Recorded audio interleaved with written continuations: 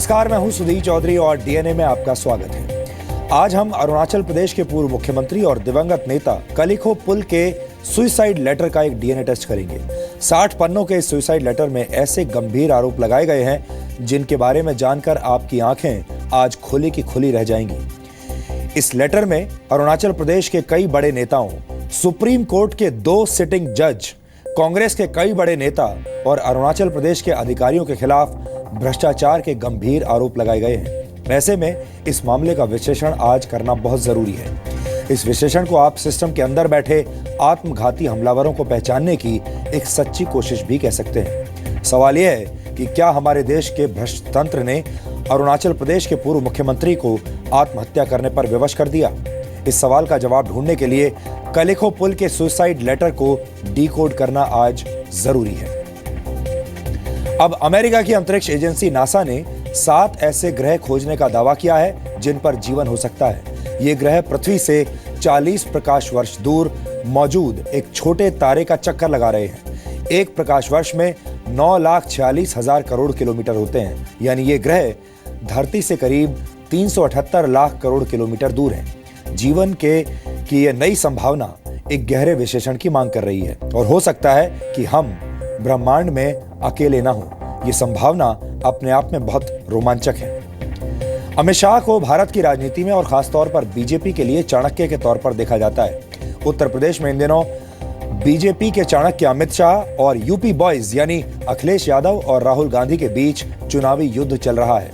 इस युद्ध पर पूरे देश की निगाहें हैं। इसलिए मैंने बीजेपी के अध्यक्ष और चाणक्य अमित शाह का एक इंटरव्यू किया है। इस इंटरव्यू में मैंने अमित शाह से उत्तर प्रदेश के चुनावों को लेकर कई बड़े सवाल पूछे हैं और ये तमाम सवाल ऐसे हैं जो शायद आप भी उनसे पूछना चाहते थे। इस इंटरव्यू के दौरान अमित शाह ने विरोधी पार्टियों और उनकी राजनीतिक सोच पर गिन गिन कर हथौड़े मारे हैं। इसलिए ये इंटरव्यू उनके आलोचकों और विरोधियों के लिए थोड़ा दर्दनाक भी हो सकता है। इस इंटरव्यू में आपके मन में उठने वाले हर सवाल का जवाब होगा, इसलिए आज आपको डीएनए में ये इंटरव्यू जरूर देखना चाहिए।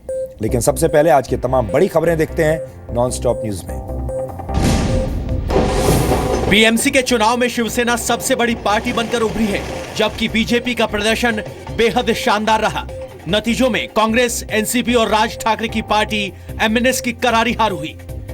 227 सीटों वाली बीएमसी में शिवसेना को 84, जबकि बीजेपी को 82 सीटों पर जीत मिली।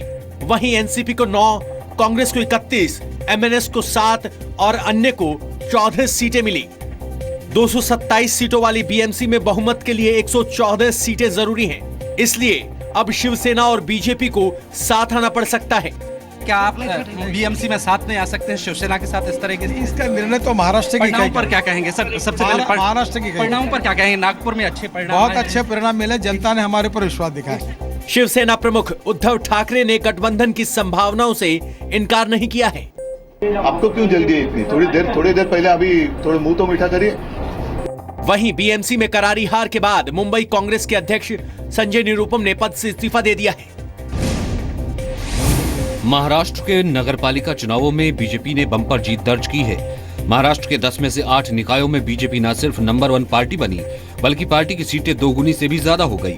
बहुत बड़ी क्वांटम जंप जिसको कह सकते हैं हमने ली है और एक प्रकार से जिस पारदर्शिता के एजेंडे पर हमने चुनाव लड़ा था, उस एजेंडे को जनता ने पूरे तरीके से स्वीकारा है। बीएमसी चुनाव में 2012 में 227 में से 31 सीटें जीतने वाली बीजेपी ने इस बार 82 सीटें जीती। इसके अलावा नागपुर, पुणे, नासिक, अकोला, सोलापुर, पिंपरी चिंचवड, ठाणे और उल्लासनगर में बीजेपी ने जबरदस्त जीत हासिल की। वहीं कांग्रेस और एनसीपी को करारी हार का सामना करना पड़ा। प्रधानमंत्री नरेंद्र मोदी ने महाराष्ट्र के नगर निकाय चुनावों में जीत की बधाई दी है। पीएम ने मुख्यमंत्री देवेंद्र फडणवीस और महाराष्ट्र बीजेपी को बधाई दी और बीजेपी में भरोसा जताने के लिए लोगों का शुक्रिया अदा किया। प्रधानमंत्री मोदी ने ट्वीट किया, 2017 की शुरुआत शानदार रही है। पहले ओडिशा में अभूतपूर्व सफलता मिली और अब महाराष्ट्र की जनता ने आशीर्वाद दिया है। महाराष्ट्र में नगर पालिकाओं के नतीजों के बाद वित्त मंत्री अरुण जेटली ने कांग्रेस को आत्ममंथन की सलाह दी है। वित्त मंत्री ने कहा कि ज्यादातर शहरों में कांग्रेस तीसरे और चौथे नंबर पर रही है। जेटली ने कहा कि कांग्रेस को सोचना चाहिए कि उसके साथ ऐसा क्यों हो रहा है। वित्त मंत्री ने कहा कि समाजवादी पार्टी के कई नेता हैरान हैं कि यूपी चुनाव में कांग्रेस के लिए 100 से ज्यादा सीटें क्यों छोड़ी गई हैं। यूपी विधानसभा चुनाव में आज चौथे चरण के चुनाव में भी बम्पर वोटिंग हुई। 12 जिलों की 53 विधानसभा सीटों के लिए 61% से ज्यादा वोट डाले गए। सबसे ज्यादा 72.68% मतदान ललितपुर में हुआ, जबकि चित्रकूट में 61.43%, कौशाम्बी में 58.4%, इलाहाबाद में 54.75% और प्रतापगढ़ में 56.7% वोटिंग हुई। चौथे चरण में 53 विधानसभा सीटों पर 680 प्रत्याशी चुनाव लड़ रहे हैं। प्रमुख प्रत्याशियों में रघुराज प्रताप सिंह उर्फ राजा भैया, अखिलेश सिंह की बेटी अदिति सिंह, कांग्रेस राज्यसभा सांसद प्रमोद तिवारी की बेटी आराधना मिश्रा और इलाहाबाद पश्चिम से बीजेपी के राष्ट्रीय सचिव सिद्धार्थनाथ सिंह हैं। यूपी में विधानसभा चुनाव के लिए 7 चरणों में वोटिंग हो रही है। अब 27 फरवरी को 5वें चरण के लिए मतदान होगा। यूपी में आज विधानसभा चुनाव के 5वें दौर के लिए तमाम नेताओं ने प्रचार किया। प्रधानमंत्री नरेंद्र मोदी ने बहराइच में चुनावी रैली की। रैली में मोदी ने कहा कि यूपी में बीजेपी की आंधी है। उन्होंने अखिलेश यादव के गधे वाले बयान का भी जवाब दिया। गधा भी हमें प्रेरणा देता है, अगर दिल दिमाग साफ हो तो प्रेरणा ले भी सकते हैं। वहीं बलरामपुर की रैली में अखिलेश ने पीएम मोदी को विकास पर बहस की चुनौती दी कि अगर प्रधानमंत्री चाहें विकास कार्यों में हमसे बहस करना चाहें, हम बहस के लिए तैयार हैं। राहुल गांधी ने भी अमेठी की रैली में दावा किया कि गठबंधन की जीत हुई तो अमेठी में फिर फूड पार्क लगेगा, जबकि मायावती ने अंबेडकर नगर की रैली में अमित शाह के कसाब वाले बयान का जवाब दिया। अपनी चुनावी जनसभा में श्री अमित शाह ने जो अपने विरोधियों को कसाब की अर्थात आतंकियों की संज्ञा दी है, तो वे अति शर्मनाक, वे इनकी खुद की रही इस किस्म की घटिया सोच को ही पूर्ण रूप से दर्शाता है।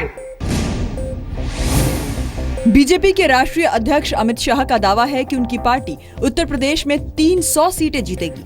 जी न्यूज के एडिटर सुधीर चौधरी के साथ इंटरव्यू में अमित शाह ने कब्रिस्तान, शमशान, ट्रिपल तलाक और राम मंदिर के मुद्दे से लेकर यूपी के लड़के और ब्रांड मोदी पर पूछे गए सवालों के भी जवाब दिए। चुनावी बैठकें रात बभर चलती हैं। कानपुर में, लखनऊ में आपने पूरी रात बैठकें की, सुबह 3, 4, 5 बजे तक बैठकें हुई। तो ये एक मेहनत की निशानी है या एक बेचैनी की निशानी है? 300 तक पहुंचने। दिल्ली में छात्र संगठनों एआईएसए और एबीवीपी के बीच शुरू हुई लड़ाई पुलिस हेडक्वार्टर तक पहुंच गई। वामपंथी छात्र संगठन एआईएसए ने आज दिल्ली पुलिस हेडक्वार्टर्स के सामने प्रदर्शन किया। एआईएसए का आरोप है कि कल मॉरिस नगर में प्रदर्शन के दौरान पुलिस ने उन्हें पीटा और जबरदस्ती बस में बैठा लिया। पुलिस ने माना कि कुछ पुलिस कर्मियों का रवैया सही नहीं था। दिल्ली पुलिस ने कल छात्रों और मीडिया के साथ बदसलूकी करने वाले 3 पुलिस कर्मियों को सस्पेंड कर दिया है। जो केस दर्ज हुआ उस केस को ट्रांसफर किया गया है क्राइम ब्रांच में। जो इससे रिलेटेड कंप्लेंट्स और तमाम चीजें क्राइम ब्रांच के पास जाएगी और क्राइम ब्रांच इंटायरिटी में ये इन्वेस्टिगेशन करेगी। इससे पहले मंगलवार को रामजस कॉलेज के इंग्लिश डिपार्टमेंट और लिटरेरी सोसाइटी ने द कल्चर ऑफ प्रोटेस्ट नाम से सेमिनार का आयोजन किया था। सेमिनार में उमर खालिद को the war in Adivasi areas के विषय पर बोलना था। एबीवीपी के विरोध के बाद जेएनयू के उमर खालिद और शहला रशीद सेमिनार में नहीं बोल सके थे। बैंकों के 9,000 करोड़ रुपए के डिफॉल्टर विजय माल्या ने खुद के भारत प्रत्यर्पण पर चुप्पी तोड़ी है। माल्या ने कहा कि मुझे ब्रिटेन से भारत ले जाने के लिए कोई कानूनी आधार नहीं है। कांग्रेस और बीजेपी का नाम लिए बिना माल्या ने कहा कि चुनावी रैलियों में उनके जिक्र से साफ है कि उन्हें राजनीतिक फुटबॉल बना दिया गया है। विजय माल्या को पिछले साल भगोड़ा घोषित कर दिया गया था। माल्या के प्रत्यर्पण पर केंद्र सरकार ब्रिटेन सरकार से बातचीत कर रही है। I am safe in this country under UK laws. Vijay Mallya London में अपनी फॉर्मूला 1 टीम सहारा फोर्स इंडिया की ओर से लॉन्च की गई नई फॉर्मूला 1 कार को प्रमोट करते हुए दिखाई दिए थे। अरुणाचल प्रदेश के दिवंगत सीएम कलिखो पुल की पत्नी ने सुप्रीम कोर्ट से अपनी याचिका वापस ले ली है। इसमें उन्होंने अपने पति के सुसाइड नोट की जांच करने की मांग की थी। कलिखो पुल ने अपने सुसाइड नोट में कई बड़े नेताओं और सुप्रीम कोर्ट के जजों पर भ्रष्टाचार का आरोप लगाया था। आज सुनवाई से पहले पुल की पत्नी दांगवेम साई के वकील ने याचिका वापस लेने की इजाजत मांगी। सुप्रीम कोर्ट ने उन्हें इसकी इजाजत दे दी। नो सेटिस्फाइड नहीं है, तो हम लोग फर्दर अभी 1-2 दिन में हम बता देंगे क्या करेंगे। तो आप सेटिस्फाइड क्यों नहीं हुए आज? वजह क्या, उसका रीजन क्या था, आप क्यों जो है डिसअपॉइंटेड हुए? अभी तक जस्टिस नहीं मिला और ये सब लीगल मैटर्स है। कलिखो पुल 4 महीने के लिए अरुणाचल प्रदेश के सीएम रहे थे। सुप्रीम कोर्ट के आदेश के बाद उन्हें पद छोड़ना पड़ा था। कलिखो पुल ने पिछले साल 9 अगस्त को खुदकुशी कर ली थी। सतलुज यमुना लिंक नहर की खुदाई करने जा रहे इंडियन नेशनल लोकदल के अध्यक्ष अभय चौटाला समेत 100 लोगों को आज गिरफ्तार कर लिया गया। शंभू बॉर्डर पर पंजाब और हरियाणा पुलिस ने पहले से सुरक्षा इंतजाम कर रखे थे। पैरामिलिट्री फोर्स भी तैनात थी। आईएनएलडी कार्यकर्ताओं को बैरिकेडिंग भी पार करने नहीं दिया गया। 100 के लगभग होंगे, इंक्लूडिंग मिस्टर अभय चौटाला। आगे की कार्रवाई हम देखेंगे क्या करनी है, कानूनी जो भी बनती कानूनी कार्रवाई होगी वो करेंगे। गिरफ्तारी देते वक्त चौटाला ने ऐलान किया कि जिन नेताओं ने हरियाणा को एक बूंद भी पानी न देने की बात कही थी, उन्हें हरियाणा में घुसने नहीं दिया जाएगा। जिन लोगों ने आज हमारे लिए इस किस्म की बातें कही है, अगर कल वो हरियाणा पंजाब के रास्ते से हरियाणा से होकर के दिल्ली को अगर जाएं, साथियों कहीं पे भी आपको मिल जाए, उनकी गाड़ियां रोक करके उनके टायरों की हवा निकाल देना, उनको खड़ा कर देना। लाहौर में डिफेंस इलाके में हुए धमाके में 8 लोगों की मौत हो गई है। धमाके में 35 लोग जख्मी हो गए। इनमें से कई लोगों की हालत गंभीर बताई जा रही है। निशाने पर बॉम्बे चौपाटी रेस्टोरेंट और एल्फर्नो कैफे थे। बम को बॉम्बे चौपाटी के पास एक निर्माणाधीन इमारत में रखा गया था। इस इलाके में कई कमर्शियल ऑफिस हैं। सेहवान धमाके के बाद से पाकिस्तानी सुरक्षा एजेंसियों ने पूरे देश में आतंकियों के खिलाफ अभियान चलाया हुआ है। इसमें 100 से ज्यादा आतंकवादी मारे जा चुके हैं। विदेश मंत्री सुषमा स्वराज ने 32 साल से पाकिस्तान की जेल में कैद नानक सिंह के बारे में इस्लामाबाद में भारतीय उच्चायोग से रिपोर्ट मांगी है। बताया जा रहा है कि नानक सिंह 32 साल से लाहौर की कोट लखपत जेल में दूसरे नाम से बंद है।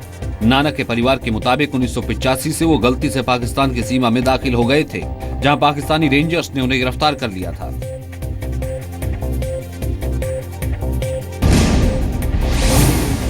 दिल्ली, मुंबई समेत देश के 7 एयरपोर्ट्स पर अब यात्रियों के हैंडबैग टैग पर सिक्योरिटी स्टैंप नहीं लगेगी। नागरिक उड्डयन मंत्रालय ने bureau of civil aviation security को तत्काल प्रभाव से ये व्यवस्था लागू करने का आदेश दिया है। दिल्ली, मुंबई के अलावा जिन 5 एयरपोर्ट पर सुरक्षा मोहर की जरूरत नहीं होगी, उनमें अहमदाबाद, कोलकाता, बेंगलुरु, हैदराबाद और कोच्चि शामिल है। हवाई यात्रियों की लंबे समय से शिकायत थी कि सुरक्षा जांच के नाम पर हवाई अड्डों पर उनका काफी समय खराब होता है। नागरिक उड्डयन मंत्रालय ने इसे लेकर पिछले साल 7 एयरपोर्ट पर ट्रायल रन भी किया था।